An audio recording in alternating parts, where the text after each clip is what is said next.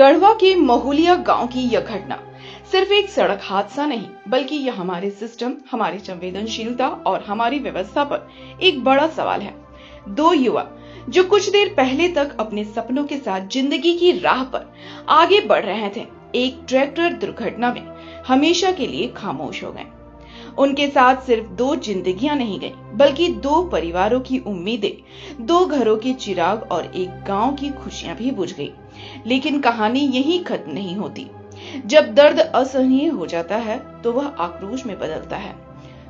महुलिया में भी यही हुआ। सैकड़ों ग्रामीण सड़क पर उतर आए।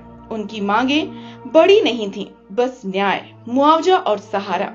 लेकिन क्या हमारी व्यवस्था इतनी धीमी और असंवेदनशील हो चुकी है कि लोगों को अपनी आवाज सुनाने के लिए सड़क जाम करना पड़े? स्थिति तब और भयावह हो गई जब विरोध हिंसा में बदल गया। पत्थर चले, लाठियां चली और आखिरकार गोलियों की आवाज ने पूरे इलाके को दहला दिया। सवाल यह है, क्या हर बार हालात को इसी मोड़ तक पहुंचने देना जरूरी है?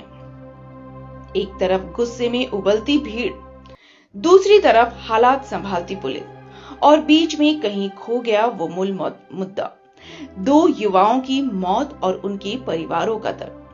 आज महुलिया गांव में भले ही प्रशासन हालात नियंत्रण में होने की बात कह रहा है, लेकिन असलियत यह है कि वहां अब भी सन्नाटा नहीं, बल्कि चीखें गूंज रही हैं, टूटी उम्मीदें बिखर पड़ी हैं, और एक सवाल हवा में तैर रहा है, क्या इस देश में इंसाफ की आवाज सिर्फ तब सुनी जाती है जब सड़कें जाम होती हैं और हालात बेकाबू हो जाते हैं?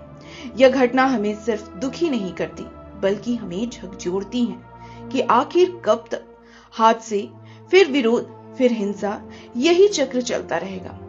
अब वक्त है सिस्टम जागे, संवेदनशील बने और इंसाफ सड़क पर नहीं, व्यवस्था के भीतर ही मिल जाए।